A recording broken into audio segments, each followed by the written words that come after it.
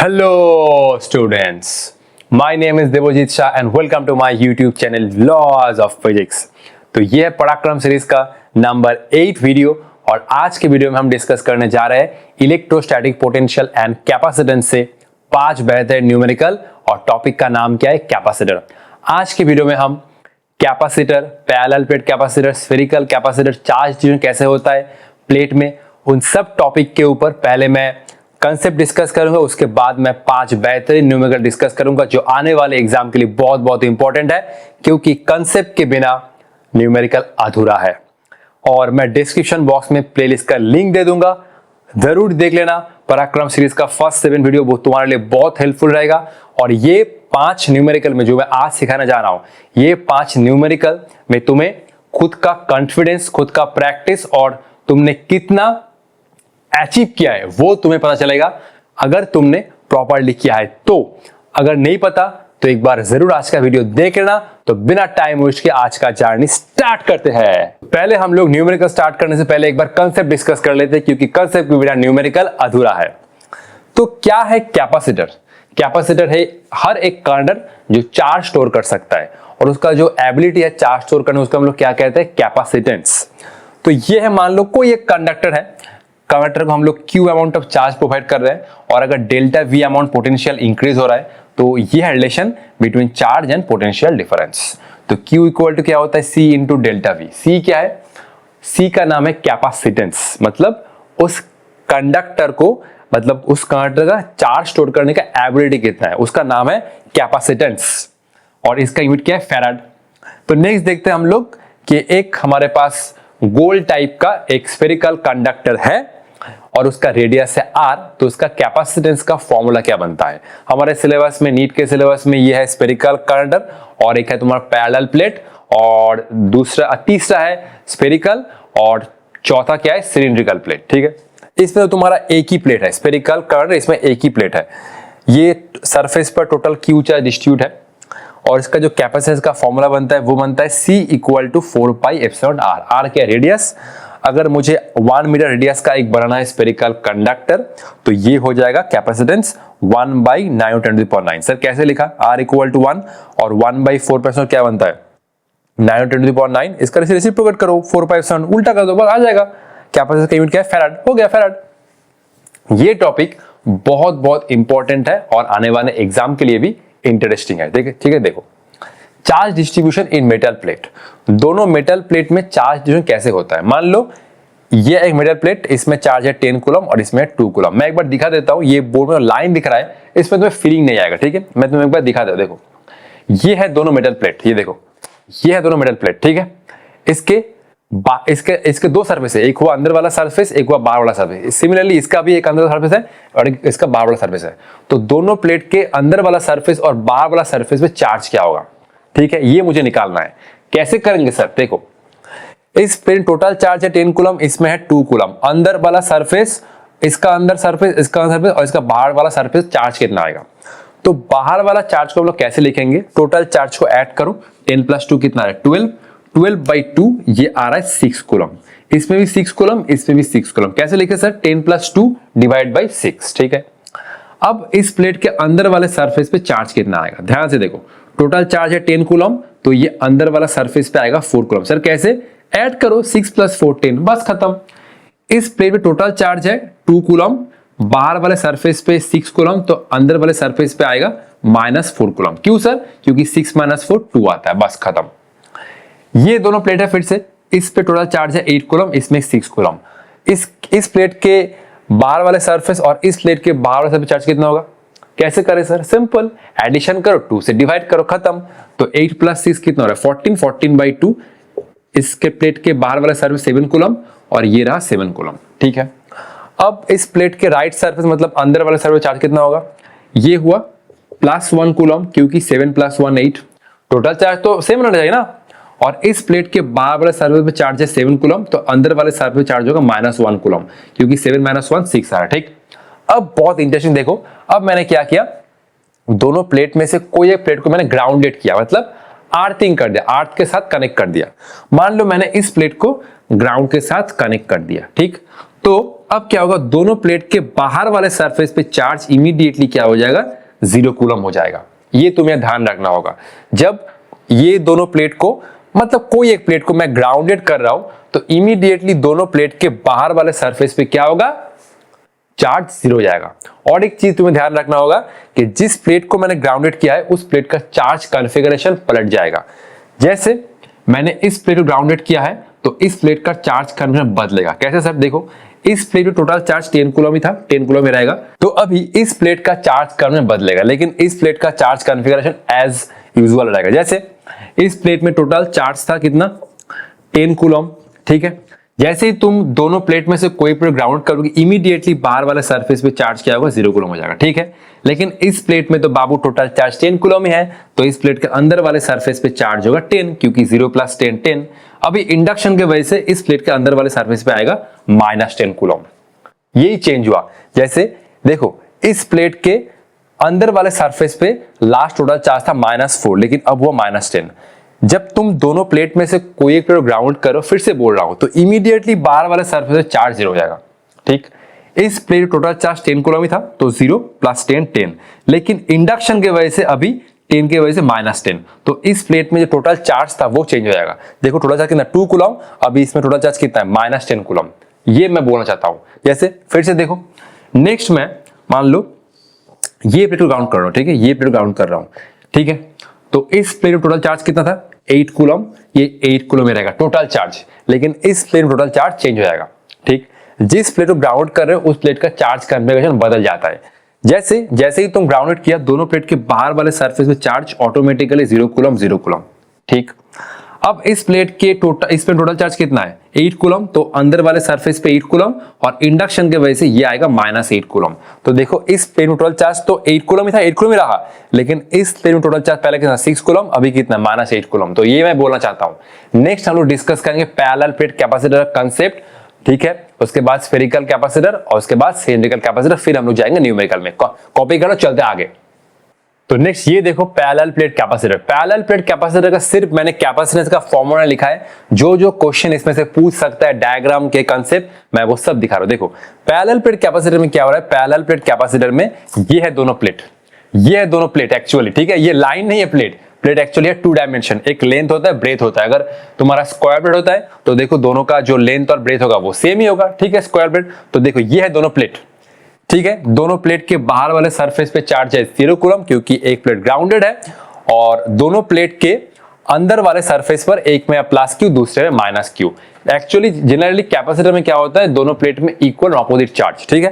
तो एक प्लेट में +Q, दूसरे में -Q, दोनों प्लेट के बीच में सेपरेशन है D।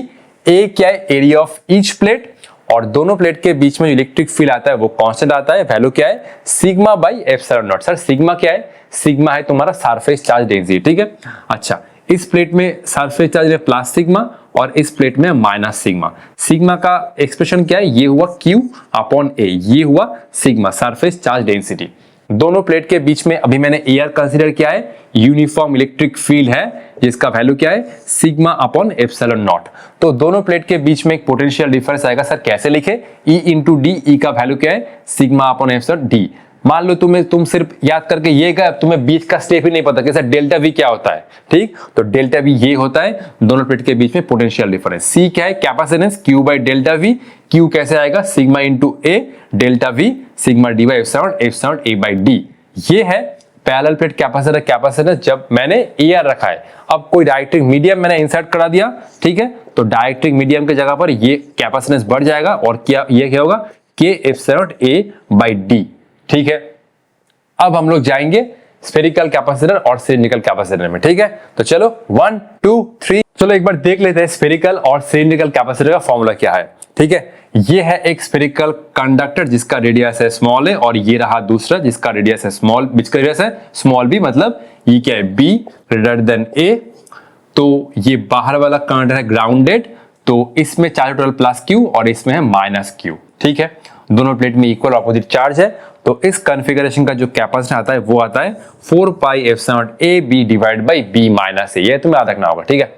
अभी तक नीट के क्वेश्चन में मैंने स्फेरिकल कैपेसिटर के ऊपर एक भी क्वेश्चन नहीं देखा है, और इसके ऊपर भी फॉर्मूला अभी तक नहीं आया है, ठीक है। सिलिंड्रिकल कैपेसिटर में देखो ये है दोनों सिलेंडर एक्सिस सेम है, दोनों सिलेंडर का लेंथ भी सेम है।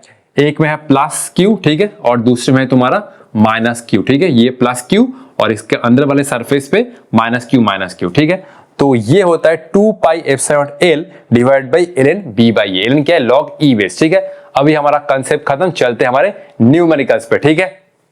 तो 1 2 3, तो ये आज का हमारा पहला क्वेश्चन। और तुम इस क्वेश्चन को देख के बोलोगे सर ऐसा भी क्वेश्चन आता है हलवा सवाल जेईई मेंस में? देखो ये आता है क्वेश्चन 2022 जेईई मेंस जुलाई में, एक हलवा सवाल है, हलवा, ठीक है। पैरेलल प्लेट कैपेसिटर और चार्ज डिस्ट्रीब्यूशन के ऊपर ये कंसेप्ट लाइक क्वेश्चन है, ठीक है। ठीक है, अगर तुम्हें पता है तो ही हलवा है। Two identical metal plates has charge Q1 Q2 respectively such that n Q1 greater than Q2, तो ड्रॉ कर लेते हैं, ठीक है। अच्छा, एक में है तुम्हारा Q1 और दूसरे में है Q2, ठीक है। अच्छा, the plates are brought close to each other, तो मैंने ठीक है इस दिन रखा है to form a parallel plate capacitor, ठीक है, of capacitance C, ठीक है। the potential difference between them, तो दोनों प्लेट है, इसका कैपेसिटेंस है C, दोनों के बीच में पोटेंशियल डिफरेंस क्या है? पोटेंशियल डिफरेंस क्या है? Potential difference C equal to क्या बनेगा? Q equal to C delta V, तो डेल्टा V क्या बनेगा? ये हुआ, देखो क्या बनता है, C equal to Q by delta V। तो Q क्या होता है? Q बेसिकली होता है दोनों प्लेट में Q, और पैरेलल पे कैपेसिटर में क्या होता है? पैरेलल कैपेसिटर में ये हुआ प्लस Q और ये हुआ प्लस Q, एक प्लेट में प्लस Q दूसरे में माइनस Q, तो C equal to Q by delta V। Q minus Q नहीं लिखते हम लोग, कोई एक प्लेट में जो चार्ज है उसका मैग्नीट्यूड लिखते हैं, ठीक। अच्छा चलो, तो अच्छा ठीक है, अब ये दोनों प्लेट पैरेलल प्लेट कैपेसिटर, ठीक है। तो Q1 Q2 है, बाहर वाले सरफेस पे चार्ज क्या होगा? दोनों को ऐड कर 2 से डिवाइड करो, तो ये बाहर वाले सरफेस पे चार्ज होगा Q1 plus Q2 divide by 2। लेकिन हम लोग जो Q लिखते हैं वो क्या लिखते हैं? अंदर वाले चार्ज की वजह से, ठीक। अंदर वाला चार्ज क्या होता है? इक्वल ऑपोजिट, जितना दूर मुझे याद है, जितना तुम्हें याद है, पैरेलल प्लेट कैपेसिटर में, ठीक है। पैरेलल प्लेट कैपेसिटर में ये जो Q लिखते हैं हम लोग अंदर वाला चार्ज लिखते हैं, ठीक है। तो एक प्लेट में चार्ज Q1 दूसरे में Q2, बाहर वाला चार्ज कितना होगा? दोनों को ऐड कर 2 से डिवाइड करो, ये हुआ Q1 और ये हुआ Q2 और ये 2 से डिवाइड करो, ठीक। अंदर वाला में चार्ज कितना होगा? टोटल चार्ज कितना है? Q1, तो ये हुआ Q1, बाहर वाले में कितना होगा? Q1 plus Q2 divide by 2। इसको तुम्हें एलसीएम करना होगा, ठीक है। इसको मैं बाद में लिखता हूं, इसको तुम एलसीएम करोगे तो ये हुआ twice Q1 minus Q2 by 2, ये हुआ Q1 minus Q2 divide by 2। इसमें अंदर वाला सरफेस चार्ज कितना होगा? टोटल चार्ज है Q2, बाहर वाले सरफेस पे चार्ज कितना है? Q1 प्लस Q2 बाई 2, तो इसको सब्ट्रैक्ट करो, ठीक, ठीक है। टोटल चार्ज है Q2, बाहर चार्ज है इतना, तो अंदर वाला चार्ज कितना होगा? Q2, ये एलसीएम करोगे, ये हुआ twice Q2 minus Q2 divide by 2, ये हुआ तुम्हारा माइनस Q1 और ये हुआ तुम्हारा प्लस Q2 डिवाइड बाई 2 और ये हुआ माइनस Q2 बाई 2। ध्यान से देखो, पैरेलल प्लेट कैपेसिटर जैसे एक प्लेट में चार्ज होता है प्लस Q माइनस Q, तो सेम ही आया है। इस प्लेट के अंदर वाले सरफेस पे चार्ज है Q1 माइनस Q2 और इस प्लेट के अंदर सरफेस चार्ज कितना है? इसका उल्टा, देखो Q1 माइनस Q2 बाई 2, इसका माइनस, ठीक। अब कैपेसिटेंस कैसे निकालो? कैपेसिटेंस देखो, कैपेसिटेंस कैसे निकालोगे बच्चों? कैपेसिटेंस ये हुआ तुम्हारा C equal to Q by delta V। Q क्या होता है?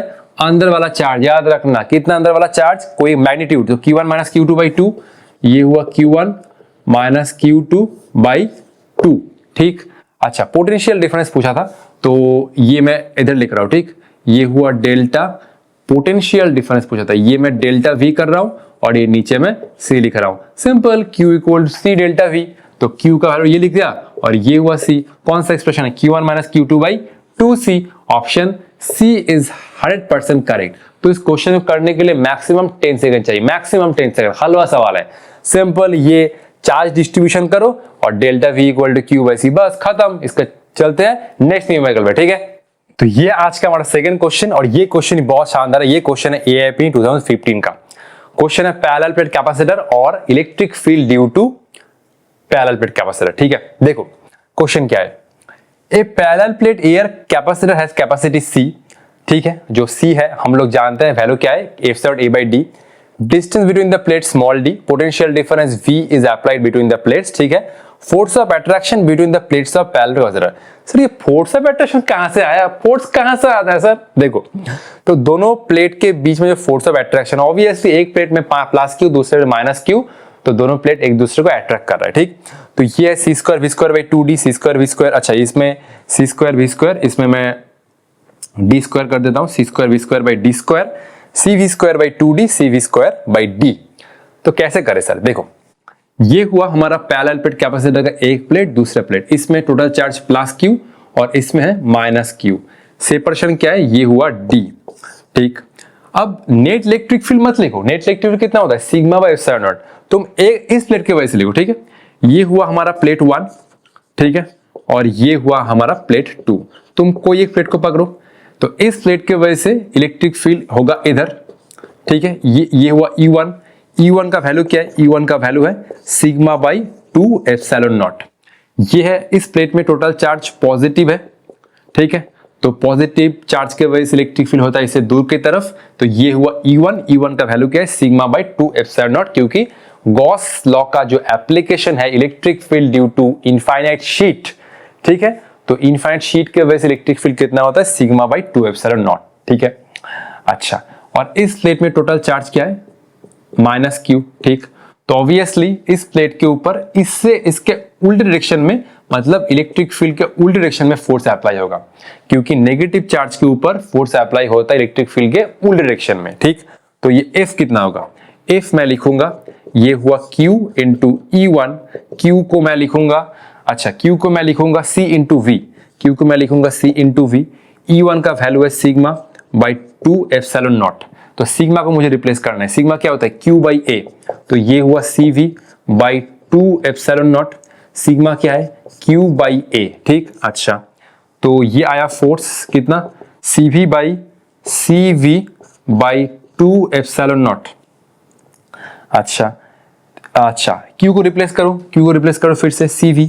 अच्छा, A भी उड़ाना ना, A भी उड़ाना है, ठीक है। ये तो Q तो नहीं है, तो Q इक्वल टू CV, और A को कैसे उड़ाओगे? देखो, ये होता है capacitance C equal to epsilon naught A by D।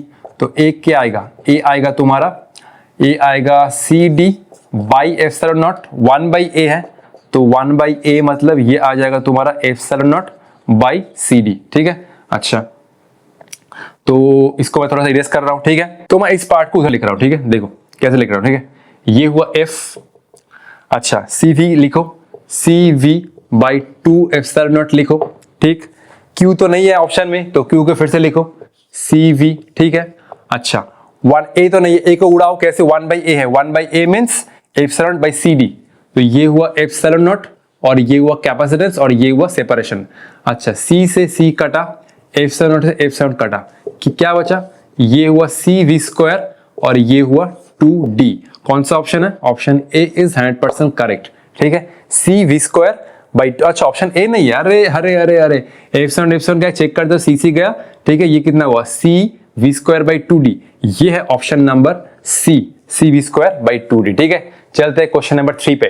कैसा क्वेश्चन लगा एक बार कमेंट करके जरूर बताना, ठीक है। क्वेश्चन बहुत ही शानदार, ठीक है। तो ये भी और एक शानदार क्वेश्चन है, देखो।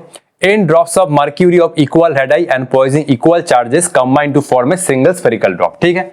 मान लो मेरे पास ऐसा कुछ n ड्रॉप है, ठीक है, जिसका हर एक का रेडियस मैंने मान लिया स्मॉल r है, और ये सब कंबाइन होके एक बिगर ड्रॉप फॉर्म किया जिसका रेडियस है कैपिटल R। ड्रॉप को तुम स्फीयर ही मानोगे। Then the capacitance of bigger drop compare to each individual drop n times n to the power 2/3 times n to the power 1/3 times n to the power 5/3 times. जो bigger drop form हो उसका capacitance, ये हर एक छोटे वाले drop के capacitance के comparison में कितना टाइम्स है। ऑब्वियसली कैपेसिटेंस इंक्रीज होगा। सर कैसे? क्योंकि छोटे वाला ड्रॉप जब कंबाइन करके बड़ा ड्रॉप बन रहा है तो रेडियस बढ़ रहा है, और स्फेरिकल कंडक्टर क्या बनता है? Capacitance 4 pi epsilon not r। जितना रेडियस बढ़ेगा कैपेसिटेंस उतना बढ़ेगा, ठीक। सबसे पहला चीज तुम्हें करना है कि वॉल्यूम कंजर्व करके ये बिगर ड्रॉप और ये हर एक छोटा ड्रॉप का रेडियस के बीच में रिलेशन निकालो। तो वॉल्यूम कंजर्व करो, initial volume equal to final volume. Initial volume कितना है? 4/3 पाई आर क्यूब। हर एक छोटे ड्रॉप का वॉल्यूम है 4/3 पाई आर क्यूब, और ये n ड्रॉप है, ठीक। और जो बिगर ड्रॉप फॉर्म हुआ उसका वॉल्यूम हुआ 4/3 पाई कैपिटल आर क्यूब, ठीक है। 4 third pi R cube 4 third, अच्छा ये आर क्यूब कैसे मैंने काट दिया, अरे अरे अरे अरे काटने को सब काट सकता है सर, फिर ठीक है। और ये हुआ n R cube equal to capital R cube, ठीक। अच्छा फिर तुम्हें करो, अच्छा इसको ऐसे ही छोड़ोगे ना, इसका क्यूब रूट करो, ठीक है। तो ये आया n to the power 1/3 R cube का आर और ये आर क्यूब का आर, ठीक है। अच्छा ठीक, तो कैपेसिटेंस का फॉर्मूला क्या आएगा, टोटल चार्ज डिवाइड बाई, अच्छा इतना इसके ऐसे लिखते हैं, ठीक है, 4 पाई एप्सिलॉन आर कर देते हैं, 4 पाई एप्सिलॉन आर। ये हुआ बिगर ड्रॉप का कैपेसिटेंस। और छोटा ड्रॉप कैपेसिटेंस, मान लो छोटा ड्रॉप कैपेसिटेंस मैं ऐसे लिखता हूं स्मॉल सी, ठीक है। ये हुआ 4 पाई एप्सिलॉन नॉट और ये हुआ स्मॉल आर, ठीक है। ये क्या है सर, ये हर एक छोटे ड्रॉप का कैपेसिटेंस है, ये हुआ 4 पाई एप्सिलॉन आर, और बिगर ड्रॉप का स्मॉल आर की जगह पर कैपिटल आर करो, ठीक। अच्छा तो ये हुआ कैपिटल सी और ये हुआ 4 पाई एप्सिलॉन। मेरा ये है कि स्मॉल सी और कैपिटल सी देखने में एक ही लगता है, ठीक है, इसलिए मुझे सर आपका कौन सा है स्मॉल सी कौन सा कैपिटल सी, मेरा दोनों सेम ही है, ठीक। कैपिटल आर क्या होगा, कैपिटल आर होगा ये n to the power 1/3 R, और ये हुआ n टू द पावर 1/3 और ये हुआ स्मॉल आर, ठीक। और ये हुआ capital C, 4 pi epsilon small R को लिखो तुम स्मॉल सी, और ये हुआ n टू द पावर 1/3। कौन सा ऑप्शन करेक्ट है, देखो ये 4 pi epsilon into small R को मैंने लिखा है स्मॉल सी, और ये बचा n टू द पावर 1/3, तो ये हो जाएगा ऑप्शन सी इज 100% करेक्ट। तो इस क्वेश्चन को तुम विद इन 5 सेकंड उड़ा सकते हो, इस क्वेश्चन को तुम माइंड कैलकुलेशन में कर सकते हो, सिर्फ चाहिए क्या प्रैक्टिस, ठीक है। कॉपी कर लो, चलते हैं नेक्स्ट क्वेश्चन, जो और भी एक शानदार क्वेश्चन मैं लेकर आ रहा हूं तुम लोग, ठीक है। तो ये आज का हमारा क्वेश्चन नंबर 4। पहले तुम क्वेश्चन पढ़ोगे, क्वेश्चन को आइडेंटिफाई करोगे और सॉल्यूशन तुम खुद से करोगे, ठीक है। स्फेरिकल कैपेसिटर, ओ बोल तो दिया, स्फेरिकल कैपेसिटर, ठीक है, has inner sphere of radius 10 centimetre, outer sphere of radius 12 centimetre, outer sphere is earth, an inner sphere is given a charge of 5 microcoulomb, the capacitance of capacitor 2.4 pi epsilon naught, 4.57 naught, 2 pi epsilon naught, 3 pi epsilon naught। तुम एक बार diagram draw कर दो, ठीक है। देखो ये हुआ हमारा एक प्लेट, ठीक है, और ये हुआ दूसरा प्लेट, इसका रेडियस है b, ठीक है, मतलब कंडक्टर, ठीक है। आउटर स्फीयर को मैंने ग्राउंडेड किया है और इनर स्फीयर को चार्ज दिया है 5 माइक्रोकूलम, तो इसमें है चार्ज प्लस q, इसमें है माइनस q ऑब्वियसली, और इलेक्ट्रिक फील्ड इन दोनों के बीच में ही होगा, ठीक है। ए का वैल्यू क्या है, ए का वैल्यू है 10 सेंटीमीटर, तो 10/100 करो, ये आएगा तुम्हारा 1/10 मीटर, और बी का वैल्यू है तुम्हारा 15 सेंटीमीटर, इसको मैं कर रहा हूं 15/100, इसको मैं ऐसे ही छोड़ रहा हूं। और ये जो स्मॉल क्यू मतलब इनर स्फीयर कितना चार्ज दिया है, इनर स्फीयर को चार्ज दिया है 5 माइक्रोकूलम, जिसको कूलम में लेके जाओगे तो -6 10 टू -6 से मल्टीप्लाई करना होगा। फॉर्मूला क्या होगा इसका, ये होगा 4 pi epsilon not A B divide by B minus A, ठीक है। अच्छा 4 पाई एप्सिलॉन को ऐसे छोड़ दो, a इंटू बी करोगे, ये टर्म मल्टीप्लाई करो 10/100 और ये हुआ 15/100, ठीक है। तो ये हुआ 10, अच्छा इसको ऐसे करो 10/100 इंटू ये हुआ 15/100, ठीक है। और नीचे कितना हुआ, नीचे हुआ b माइनस ए, इसका अच्छा इसको ऐसे करो 15/100 माइनस 10/100, ठीक है। अच्छा तो ये काटिए, ठीक है, ये आया 4 पाई एप्सिलॉन नॉट, ऊपर कितना है 15, नीचे कितना है 1 2 3, ये 1 2 3, अच्छा नीचे कितना है, नीचे हुआ 5/100, ये हुआ 5/100, ठीक। अच्छा तो 5 से 15 को काटो, ये आया 3, ठीक है। अच्छा तो ये आया 12 पाई एप्सिलॉन नॉट, नीचे कितना है 1000, और ये हट गया ऊपर, तो 0 से 0 कटा, 0 से 0 कटा, ठीक। अच्छा और क्या बचा 2.4, अच्छा ये तो 1.2 आ रहा है, 1.2 कहां से आ रहा है तो चेक करना होगा। अच्छा 4 pi epsilon A B divide by B minus A, 4 pi epsilon naught, ये आया 312, 3 इंटू 4, एक बार चेक कर लेता हूं, ठीक है कोई बात नहीं, 10/100, और अच्छा ये तो 12 था, अरे मैं तो 15 क्या किया, 12 था ना, अरे गलती हो जाता है कभी कभी, ठीक है कोई दिक्कत नहीं है। 12, ये आया 12 माइनस 10, ये आया तुम्हारा 2, ये आया तुम्हारा 2, ये 15 तो नहीं कटेगा अब, ठीक है, तो ये 15 आया, ठीक है। अच्छा क्या हुआ, कुछ नहीं हुआ, ये इसको फिर से करना होगा, तो ये आया 4 पाई एप्सिलॉन नॉट इंटू 15, और ये हुआ 1000, ये गया 100 ऊपर और ये आया 2, ठीक। 0 से 0 कटा, 0 से 0 कटा, ठीक।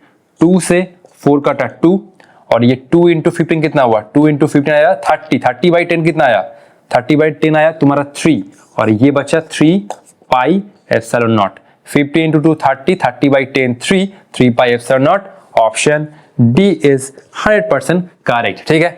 इसको कॉपी कर लो। नेक्स्ट चलते हैं और एक बेहतरीन क्वेश्चन पर, ठीक है। पैरेलल प्लेट कैपेसिटर हम लोग डिस्टेंस चेंज करेंगे तो इलेक्ट्रिक फील्ड चार्ज का क्या वैल्यू चेंज होता है वो हम लोग ऑब्जर्व करेंगे, ठीक है। तो ये आज का हमारा लास्ट क्वेश्चन, और जाते जाते ये क्वेश्चन में तुम्हें बहुत कुछ सिखाया जाएगा, ठीक है। देखो, parallel plate capacitor is charged bye A battery. तो पहले हमने बैटरी से फुल चार्ज किया।